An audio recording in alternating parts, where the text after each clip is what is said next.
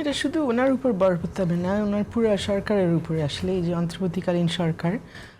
উনি এটার প্রধান সেটা ঠিক, কিন্তু অন্তর্বর্তীকালীন সরকার তো অন্য কোনো সরকারের মতো না যে যার যার নির্ধারিত কাজ আছে সে শুধু সেটা নিয়ে থাকবে। এনারা তো একটা বিশেষ পরিস্থিতির মধ্যে তারা ক্ষমতা নিয়েছেন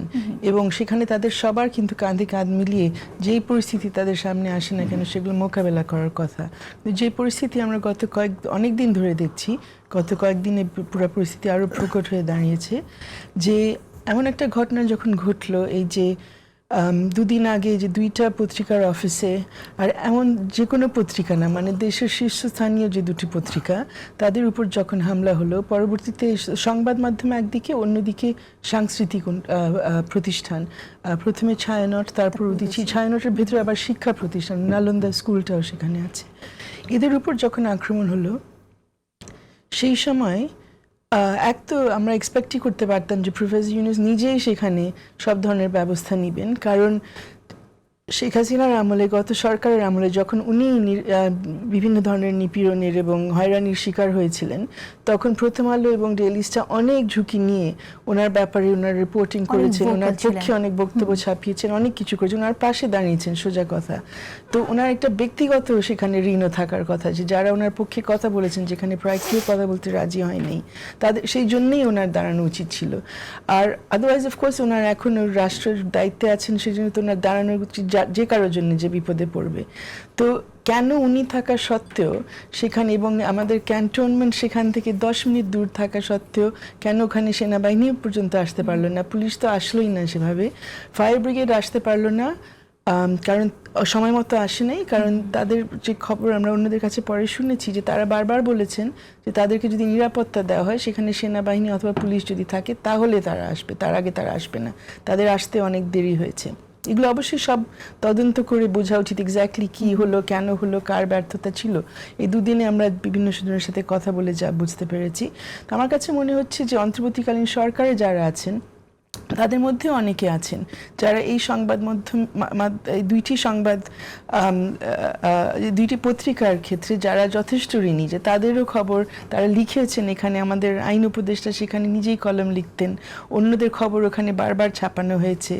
তারা কেন মনে করলেন না যে আমরা আজকে রাতে যাই করি না কেন এই দুইটা পত্রিকা অফিস তো আমাদের বাঁচাতে হবে, কারণ যে ঘটনা ঘটেছে তারা মনে করলেন না এটা আমরা আসলে বলে দিতে পারি না। এমন হতে পারে যে তারা হয়তো চেয়েছেন কিন্তু সেটাই তো সেটা আমরা দেখলাম। সেই জায়গায় একটা প্রশ্ন আসে যে মানে প্রধান উপদেষ্টা সহ যারা আসলে চাইছেন একটা ভালো নির্বাচন উপহার দিতে, তাদের সাথে কি কেউ বিট্রে করছে আপনার মনে হয় এখানে? মানে সেই প্রশ্ন তো আমাদের সবার সামনে যে ওনারা যদি একদিকে ওনারা যদি চেয়ে থাকেন, আমার মনে হচ্ছে হয়তো চান নেই, হয়তো তারা যা যা করা দরকার করেননি, সেটা যদি হয় সেটা এক ধরনের কথা, একটা পরিস্থিতি। আর তারা যদি চেষ্টা করে থাকেন আর চেষ্টা করে নাও পারেন, তার মানেটা কি, শহরের ভেতরে রাজধানীর মধ্যে একদম কেন্দ্রবিন্দুতে দুইটা প্রতিষ্ঠান, খুব দূরে না, সেগুলো যদি রক্ষা না করা যায় তাহলে পরবর্তীতে ওনারা কি করবেন, এটা নিয়ে তো আমাদের এখনই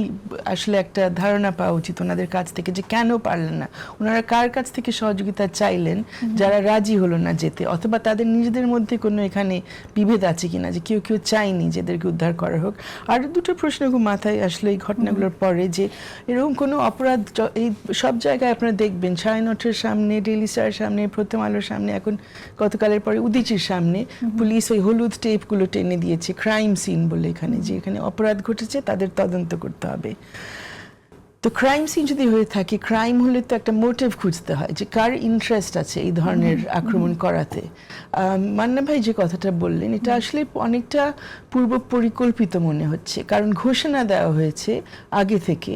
অনলাইনে অফলাইনে যে তাদের ওখানে আক্রমণ হবে, এবং ওই দিনেই ঘোষণা দেওয়া হয়েছে যে আক্রমণ তখনই প্রথম আলো ডেইলি স্টারের উপর হবে, কিন্তু অনেক দিন ধরে তো কোনো কোনো গোষ্ঠী, এমনকি কোনো কোনো পত্রিকা এই দুইটা পত্রিকা নিয়ে রীতিমতো ক্যাম্পেইনই চালিয়ে যাচ্ছে। আমাদের যারা প্রবাসে বসে উস্কানিদাতা বিখ্যাত দুইজন, পিনাকি ভট্টাচার্য এবং ইলিয়াস হোসেন, তারা দিনের পর দিন কিন্তু এদের নিয়ে বলে যাচ্ছে। আজকের দিনের বেলায় দেখা গেছে যে হাদির জানাজার পরেও সেখানে পিনাকি ভট্টাচার্য আবার মেসেজ দিয়েছেন যে এই ডেইলি স্টার উনি বলেন না, দিল্লি স্টার বলেন, মানে জাস্ট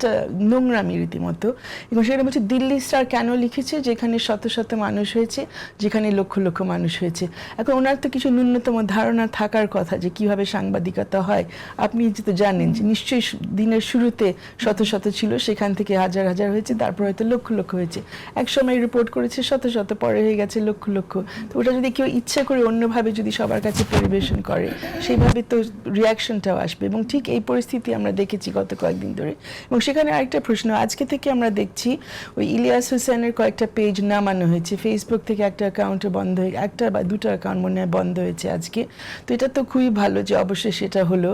এতদিন লাগলো কেন এটা করতে? কারণ এই তারা যে ধরনের বিদ্বেষ ছড়াচ্ছেন, তারা যেভাবে মানুষজনকে উস্কাচ্ছেন বাংলাদেশের ভিতরে, এটা তো আজকে শুরু হয়নি, অনেক মাস ধরে আমরা এই ঘটনাগুলো দেখছি এবং এর আগে অনেক ভয়াবহ ঘটনা ঘটেছে। সেগুলো তো রোধ করার একটা চেষ্টা থাকা উচিত ছিল।